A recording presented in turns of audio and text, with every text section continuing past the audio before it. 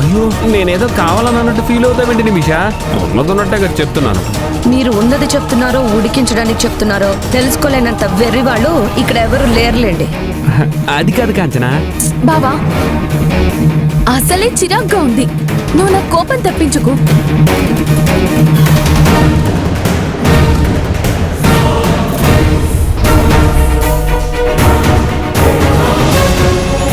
సరే శ్రీమతి, మనం బయలుదేరదామా?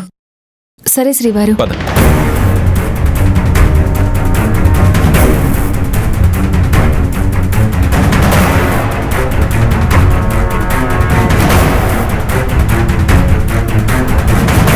ఈ పని మనిషి నీలవేణి చాలా టార్చర్ చేస్తుంది. దాని చావు తెలివితేటలతో అందరి మూడ్స్ ని డిస్టర్బ్ చేసింది. మొత్తానికి షాపింగ్ ప్లాన్ మొత్తం స్పాయిల్ చేసింది. ఇంకా ఏం చేస్తుందో ఎలా చేస్తుందో నేను చూస్తాను. అది ఒక్కడుగు ముందుకు వేస్తే నేను 10 అడుగులు ముందుండి ఫైట్ చేస్తాను. దాన్ని మాత్రం ఏ విషయంలోనూ గెలవనివ్వను. నన్ను గెలిచే అవకాశం అస్సలివ్వను.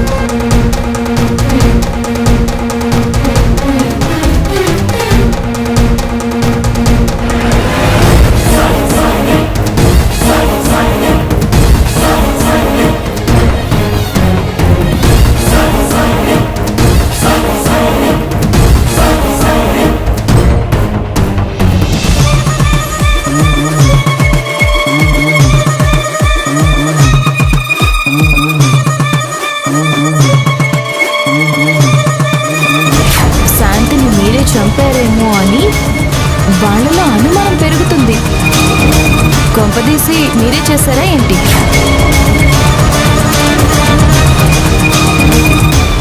ఎస్ఐ గారు, రంజిత్ బాబుని టెస్ట్ చేస్తే ఇక దొంగ దొరికినట్టే. నీళ్ళ వెనక నా మీద డౌట్ వచ్చినట్టుంది, అందుకే ఈ ప్లాన్ వేసినట్టుంది. DNA టెస్ట్లు జరిగితే ఖచ్చితంగా నేను దొరికిపోతాను. నేనే శాంతిని చంపానని అందరికీ తెలిసిపోతుంది. ఒక హంతకుడనే ముద్రతో జీవితాంతం నేను జైల్లోనే మక్కాలి. లేదు, అలా జరగడానికి వీల్లేదు.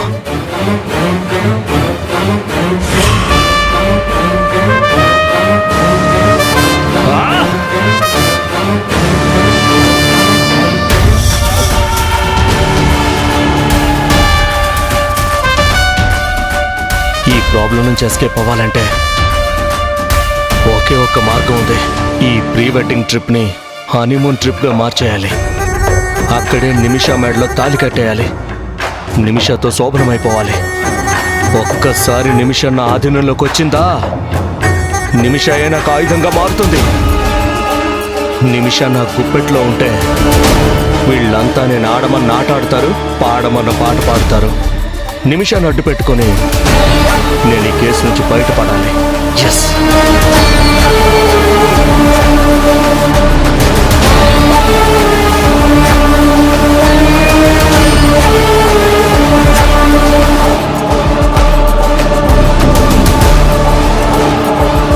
అన్నయ్య, అన్నయ్య, అన్నయ్య, అయ్యో ఓకే? Yes, I'm okay. ఏమైంది? ఏం లేదు, నువ్వెందుకో డిఫరెంట్గా కనిపిస్తున్నావు. ఎందుకో కంగారు పడుతున్నావు. ఇందాక బ్లడ్ శాంపిల్స్ ఇచ్చినప్పుడు కూడా చాలా నర్వస్గా కనిపించావు. అందుకనే డౌట్ వచ్చి అడుగుతున్నా. హెల్త్ బానే ఉందా? హెల్త్ బానే ఉంది హరిత, కానీ మనసే ఏం బాలేదు. ఏమైందన్నయ్యా? ప్రీ వెడ్డింగ్ గురించి ఎన్నో ప్లాన్స్ వేసుకున్నాను. తీరా చూస్తే ఆ నీలవేణి తారక్ ఆపాలని ట్రై చేస్తున్నారు. వాళ్ళు ఎందుకు నా మీద ఎంత కక్ష కట్టారో అర్థం కావట్లేదు. వాళ్ళు ఏం చేసినా అందరికీ విరుద్ధంగానే చేస్తారు. అది నాకు బాగా అర్థమైంది.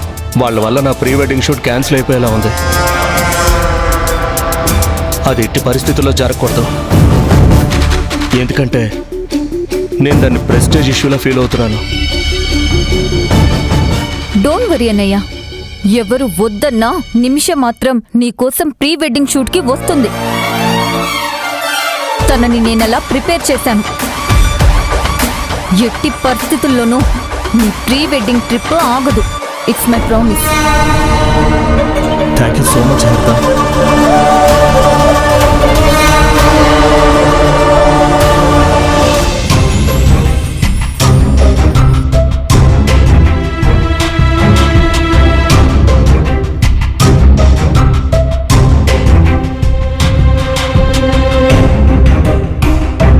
నిలవేనమ్మా, ఏం ఆలోచిస్తున్నావు? ఏం లేదన్నా. రంజిత్ బాబు గురించా? చిన్నయ్య గారేమో సాయంకాలం దాకా ఏవో పనులున్నాయన్నారుగా, మరి నువ్వు చేయాలనుకున్నది చేయడం కుదురుతుందా?